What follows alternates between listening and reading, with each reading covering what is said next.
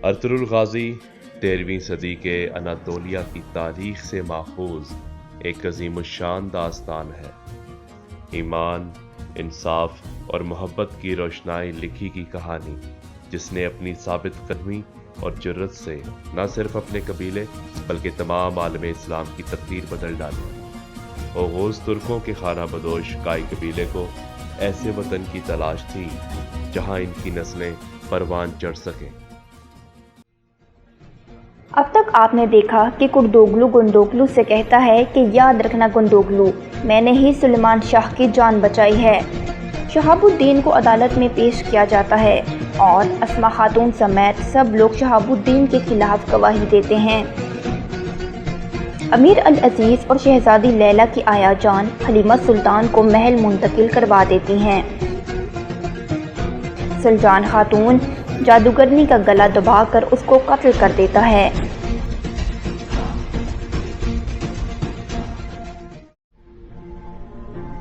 शहाबुद्दीन को सरे बाजार फांसी देने के लिए गले में फंदा डालकर लाया जाता है और लोगों की भीड़ वहां जमा हो जाती है। अर्तुगरुल और उसके दोस्त काली चादर ओढ़े शहाबुद्दीन को बचाने की फिराक में होते हैं। अर्तुगरुल और बामसी भीड़ का हिस्सा बन जाते हैं, जबकि दोआन घर की छत पर तीर कमान लिए अर्तुगरुल के इशारे का इंतजार कर रहा होता है। नासिर और अल अजीज एक घर की खिड़की में खड़े फांसी का इंतजार कर रहे होते हैं। शहाबुद्दीन लोगों से कहते हैं कि आप सब जानते हैं कि मैं गद्दार नहीं हूं। कुरान मेरा पेशवा और अल्लाह मेरा गवाह है। मेरी जिंदगी का मकसद सिर्फ अल्लाह की खुशनुदी है और रब की रजा के लिए मेरा सर भी हाजिर है। ये कहते ही वो अपना सर कलम के लिए झुका देते हैं। शहाबुद्दीन का सर कलम करने के लिए जल्लाद कुल्हाड़ी उठाता है। तभी अर्तुगरुल दोआन को इशारा करता है और दोआन जल्लाद पर तीर चला देता है। तभी अर्तुगरुल और बामसी अपनी चादर हटाकर शहाबुद्दीन के पास आ जाते हैं और या अल्लाह का नारा बुलंद करते हैं। फिर वहां जबरदस्त लड़ाई होती है।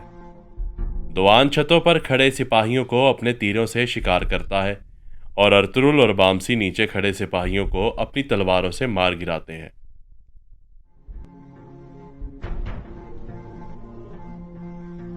और शहाबुद्दीन को बाहिफाजत वहां से निकाल कर ले जाते हैं और इकुतलू के तहखाने में चले जाते हैं।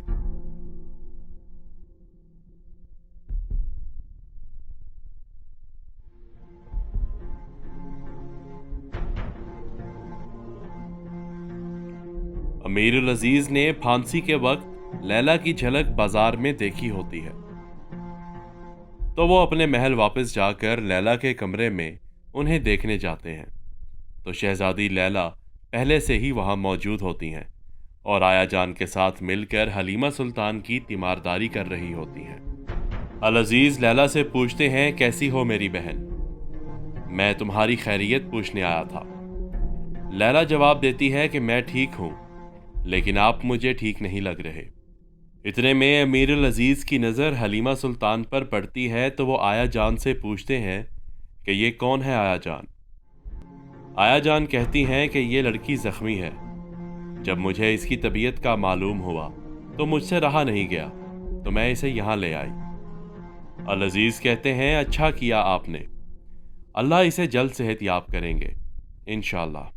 और फिर अल अजीज कमरे से बाहर चले जाते हैं।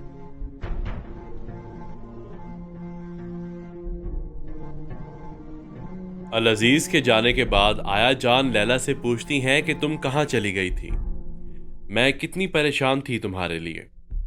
तो लैला बताती है कि आपको पता है, आज चचा जान का सर कलम होने वाला था। नासिर सब तरफ नाकाबंदी करवा देता है ताकि अर्तुगरुल और शहाबुद्दीन हलब से बाहर ना जाने पाए। तहखाने में अर्तुगरुल, इकुतलुक और शहाबुद्दीन आपस में बातें कर रहे होते हैं।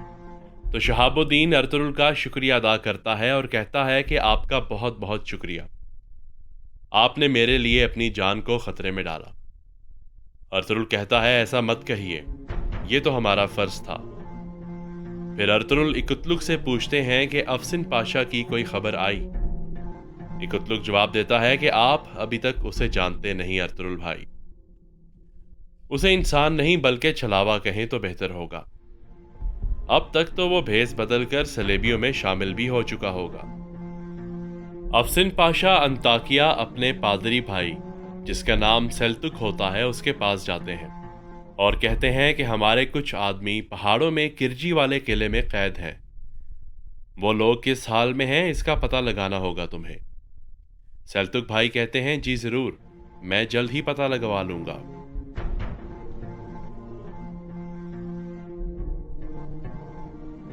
तय खाने में मौजूद अर्तुरुल शहाबुद्दीन और इकुतलुक में से इकुतलुक बाहर चला जाता है और बामसी और दवान को तय खाने में उतार देता है। अर्तुरुल बामसी और दवान को देखकर खुश हो जाता है और उनसे पूछता है कि तुम लोग कहाँ रह गए थे। तो दवान कहता है, आपको तो पता ही है भाई, बामसी को लड़ाई के अलावा कुछ नहीं सूझता। इसने हमारा पीछा करने वाले सिपाहियों के हाथ पांव तोड़ दिए और किसी को नहीं छोड़ा। सब ये सुनकर मुस्कुराने लगते हैं। फिर अर्तुरुल बामसी और दवान को कहता है, अब तुम दोनों आराम करो, तुम्हें कल सुबह बहुत जरूरी काम अंजाम देना है। हलीमा सुल्तान और शहजादे नोमान को दरगाह से यहां लेकर आना है, क्योंकि नासिर आज के वाकये के बाद और भी मोहतात हो गया होगा।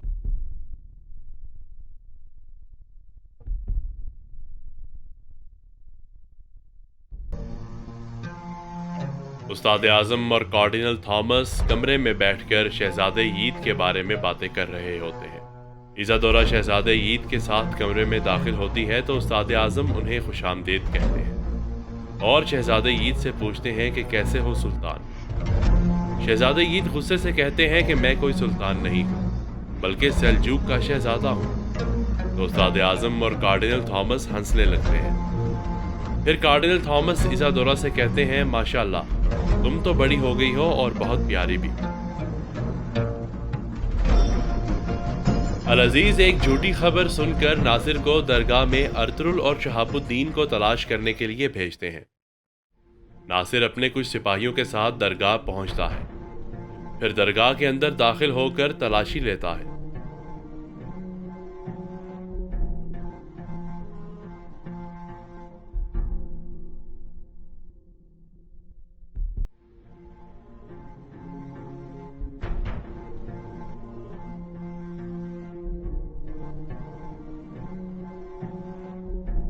उसके सिपाही हर तरफ देखते हैं लेकिन उन्हें वहां कोई नहीं मिलता और वो खाली हाथ वापस लौट जाते हैं।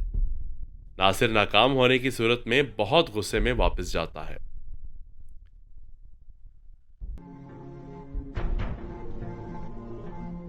वहीं दूसरी तरफ टीटुस अपना नाम बदलकर अबू हिशाम के नाम से अमीर अल अजीज के सामने हाजिर होता है और गुजारिश करता है कि हलब के सारे तिजारती मराकज़ और बंदरगाहों की जिम्मेदारी उसे दे दी जाए ताकि वो हलब की तिजारत को दुगना फायदा दे सके।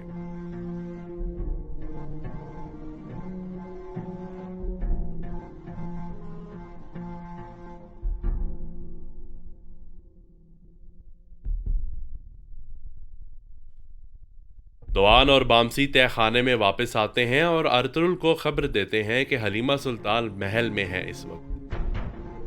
तो अर्तुरुल चौंक जाता है और सब हैरानी के आलम में सोचते हैं कि अब आगे क्या किया जाए।